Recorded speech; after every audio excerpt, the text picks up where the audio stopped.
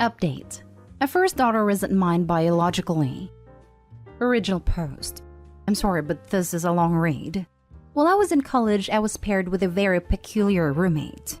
She didn't talk to me much and would always be away. She was very clean and organized, and I thank the heavens for it because all of my friends complained about their roommates, and I had gotten lucky. Jump 2 years later, she comes up to me to say that she is pregnant and may need some help from me. I asked who the father was, but she said it was a random guy she hooked up with and she couldn't even find him anymore. When I asked about her family, she said that she didn't have one. Her entire family was gone and she had been in foster homes most of her life. It only got out because she wasn't underage anymore. After that talk, she didn't say anything else. I noticed that she had strange patterns. She would wake up and leave super early and get back super late. The only times she asked me for my help while pregnant was when she went to discover the sex of the baby and to accompany her to one appointment which was a bit away from campus. Even then, we didn't talk much. She kept her routine and I kept mine. Sure, she was pregnant, but she acted like she wasn't. And to be honest, there wasn't much I could do anyway. She didn't slow down even when she got near her end of the pregnancy, and I'm sure this played a huge part in how things ended. She was 7 months pregnant and asked me to take her to the doctor because she was feeling a lot of pain. She was weird during the entire ride, talking nonsense. She said she wanted me to care for the baby and to never tell the baby about her. At this point, I was freaking out. This wasn't supposed to happen, so I was just agreeing to whatever she was saying. When we got to the hospital, they took her straight to be examined and later to have a C-section. Apparently, she had preeclampsia and her placenta was detached. At this point, I called a few friends of mine because I was freaking out. The doctors gave me some medicine because my blood pressure was very high and I was having a panic attack. I don't remember that part, but that's what they told my friends when they got there. Later, I learned that my roommates had died because of the birth, but the kid was alive. They said that they found a note on her belongings saying that I was the one who was supposed to care for the kid because she had no one else and didn't want her daughter to be raised by strangers like she was. I was so confused at the time. They said they would have to contact child services and I would have to file for adoption. This was at a weird time, or maybe the city was just messed up, because they only checked my background and if I had a job at a place to fall back on. And that was that. They just gave me a baby. I didn't think twice about it, because apparently the note that the roommates had left was a big thing and should be taken into account. They gave me the note to read and I wasn't supposed to ever tell the kid about her real mom. After a lot of time thinking, I came up with the idea to investigate her alongside my friends, which wasn't much since we were a bunch of idiots in college with not a lot of money. We could only find out that she was a night worker, and that nobody knew her much around college aside from a girl who was also a night worker and gave us the info. My friends told me to make up a pregnancy and have my parents care for the kid while I was in college. I'm not sure my parents ever bought the whole story, but they did love the kid and accepted to take care of her. The story was basically me getting pregnant on accident and not telling them because I was ashamed, but coming back around because I realized that I needed help. 19 years later, I'm married with 2 kids who are mine, and my daughter who is mine but not by blood. I love all of them equally. I learned a lot after I graduated and had to care for her with the help of my parents. She's a bright kid and looks a lot like her mother, which makes me sad sometimes. She even says that we don't look alike. And I tell her she took after her father. I really wish I could tell her the truth. I feel so bad not doing it. I don't want her mother to be forgotten, especially by her own daughter. Now for the top advice before reading the update. Wow, very intense read. I can't imagine what you have been through. I immensely commend you for raising this child as your own. I don't think anything you did is something that you should feel the need to hide, and I can imagine this is weighing heavily on you. Eventually, your daughter is going to want to find out more about where she came from and who her father is. She's old enough now to understand the truth. I have a half-brother that my mother gave up for adoption before I was born. She didn't tell us until I was in my mid-teens, but I always had an inkling that something was amiss. It's hard to explain it, like a piece of me was missing. I wouldn't doubt that your daughter has a similar intuition. Yes, it was hard to learn the news that I had a sibling out there, but I felt no anger or resentment to my mother. Eventually, I began my search for my brother. After 5 long years of searching, we finally reconnected and have been back in our lives since.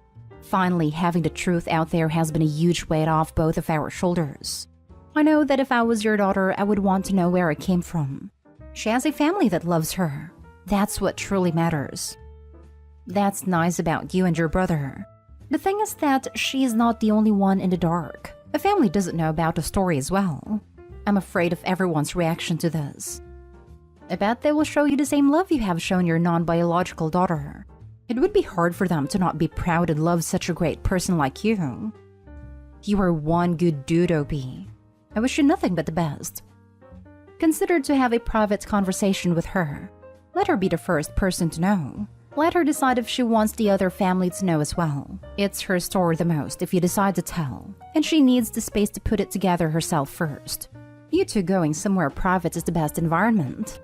Everybody knowing around her without her agreeing on this would stress her out even more. She deserves to be the one to know first. Explain the entire situation in a letter you give her while sitting next to her could be a good option. That way she can't interrupt the story and completely read your side before asking you hard questions. Also, write down everything you are worried about will happen because you told her. Why should you? You should trust her to tell everything, even if it's hard.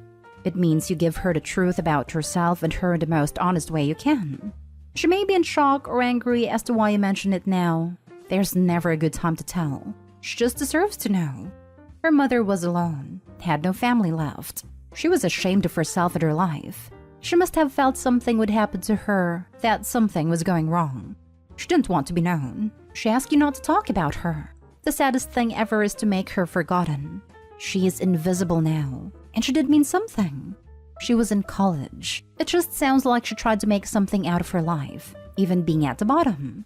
Her death could have been prevented. She sure had a very difficult life. That doesn't mean she didn't deserve to be known.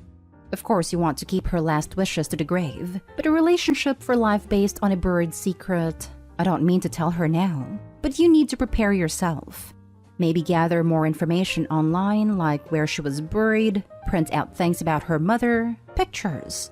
If she's ready after the truth, hand her the envelope because she would want to know more about her biological mother. It would help both if you had it right there. She needs to see the evidence, it's no joke, and see you put an effort to show who her mother was. If she isn't up for it, she can open it anytime she wants. The people around you, if they find out about it, will react in shock as well. They won't hate you. If they can think they respect you for telling her first when she's old enough and not getting others involved into this. Good luck. And now for the updates. I never thought so many people would pay attention to what I posted here. After making the post, my desire to come clean to my daughter got even bigger. And after reading the response to the first post, I just saw a lot of things that I hadn't thought about before. Also, after some time watching her, I knew something was on her mind. I told her the truth a few days ago. My husband took our younger kids to a birthday party, and I said I wanted some alone time with her so we wouldn't be joining them. We were hanging out watching TV, and after a while I asked her if there was something in her mind that she wanted to ask me. She asked about her biological father. I showed her the note my roommates left, and she didn't really understand at first, but then I started telling her what had happened. She cried a lot. It took a long time for her to calm down. I swear it was the hardest thing to do, because I wanted to cry during the entire thing, but it was her moment. She asked me a lot of questions about it. Why I never told her or anyone else in the family, why I was only doing that now. Was I feeling guilty? Was I feeling burdened by her? It took hours to answer all her questions, and to be honest, at this point I was crying too, because I didn't want to hear her question how much I care for her and how much I love to have her in my life. It was emotionally draining for both of us, and in the end, she just asked me to do some research on her mom and take her to see her grave. I agreed, and we will plan to visit her grave soon. I asked her if she wanted to tell the rest of the family, and she said it was only fair to do so, but she would do it with me. She did ask for some time to process it, and so far we haven't told anyone else. She has been pretty interested in the situation, and she has confessed me a lot of stuff I didn't know before. She said she used to feel like she didn't belong because she doesn't look like me, but her siblings do. She also said she would often feel like a mistake I made in my life when I was younger. Those and other things really broke my heart. As of right now, I decided to take care of her first, and then bring the rest of the family. I booked an appointment with a therapist to help us both navigate the situation in a healthy manner and help us, especially her, to deal with the feelings that the situation brought to our lives. She has been closer to me than she already was. I feel like she's been more relaxed. And to be honest, so do I. I know I made a promise to never tell her the truth, but it just didn't feel right to let the memory of my roommate die with me when she has a living child, even if the memory is just her name. You are the epitome of a real parent. I wish I could hug you. Your daughter is very lucky to have you. Thank you for the update. OP, I'm proud of you. I'm adopted too, but I wasn't given up. I was taken away. Being adopted is hard, but you did right by your girl. Good job. Just a random thought. Perhaps she could sign to one of those DNA testing sites like Ancestry.com or 23andMe. If a relative of hers is also on the same site, it will show up. And even if no relatives are found, at least she gets some clues about her heritage. Last story is titled, Update. Am I the a-hole for not inviting my adoptive parents to my wedding? Original post. I, a 30 female, am getting married to my fiancé in May. I was adopted when I was a baby, and my adoptive parents' 50s did their best to raise me and support me through college. We always had a good relationship, and I obviously love them.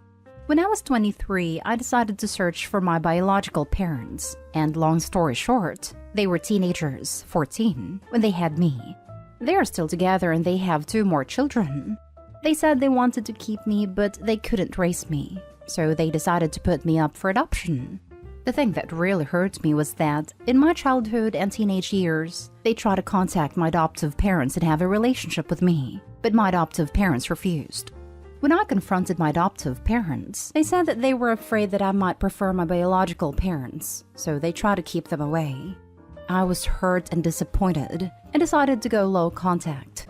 Over the years, we managed to build a better relationship, but it's not like before. So for my wedding, I decided to ask my biological father to walk me down the aisle, and he obviously said yes. When my adoptive parents learned about it, they were hurt and said that their worst fear had come to reality, and if I insist to put my biological parents before them, then I shouldn't invite them to the wedding. My answer was that they're not invited then. Since then, all my adoptive family are calling me an a-hole. So, am I the a-hole? Now for the top comments before reading the update. You're the a-hole. Biggest one I've seen yet. You chose the people who didn't choose you. You completely cut out the people who chose you. They could have adopted anyone, but they chose you. They sacrificed their lives to make sure you had a good one. Karma's real, and you'll get yours. Not the a-hole. You don't owe your adoptive parents anything for raising you. They wanted a child, so they were obligated to provide for you. I'm sure over the years you ask about your birth parents. They chose to keep vital information from you. Once you learned the truth, you went low contact to give yourself time to heal from the pain your adoptive parents caused. It's your decision who walks you down the aisle. Instead of respecting you and your decisions, they requested not to be invited. If they want to be in your life, then they need to accept that your birth parents are a part of your life. They can't dictate who you're bonds with. You're the a-hole. Does your fiancé have an opinion? This is a huge red flag, to be honest. I'd have ran for the hills by now. Poor fella and poor adoptive parents. I honestly feel heartbroken for them. Everyone sucks here. Your adoptive parents for robbing you of a chance to know your bio parents. But I understand their worries. But in my opinion, that's what you sign up for when you adopt a kid. Eventually, bio parents have to become a conversation. You, of course, correcting as hard as you did after you found out. It's okay to be mad, but dang dude, that's tough. You want someone you've known for a few years in comparison to walk you down the aisle versus someone that provided for you your whole life, instilled your values and supported you through college? A time when they legally could have just left you on your own. Honestly, your bio parents aren't really that sucky here. I saw a few commenters say things like, oh, they could have made it work, or oh, their parents could have adopted you, as if children aren't a huge financial responsibility.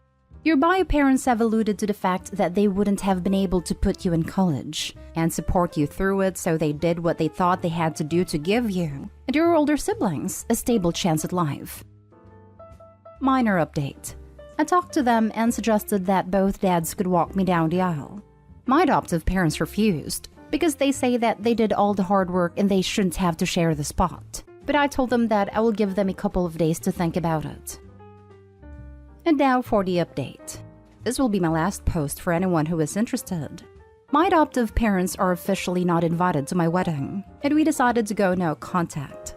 It was an emotional conversation. We cried the whole time, but I think it's for the best. They asked me if I can contact them again when I have a child.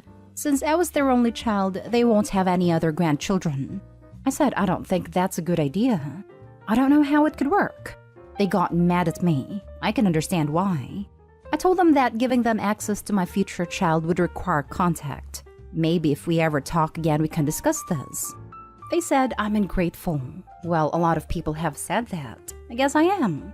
That I deprived them of any chance for children or grandchildren because they can no longer have kids or adopt. Then things just got bad.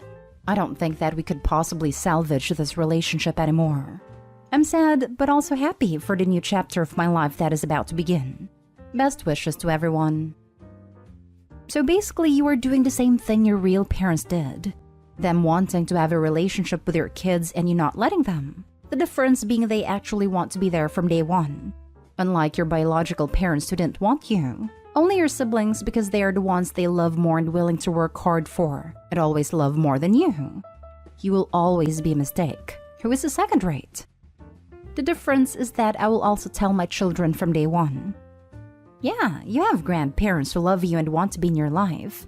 But I'm a selfish loser who likes to abandon people, and I probably would do the same to you once you go against my needs. Must be nice to just replace one set of parents with another and just keep it moving. I wouldn't describe it as nice. You do know you created this entire situation yourself, right?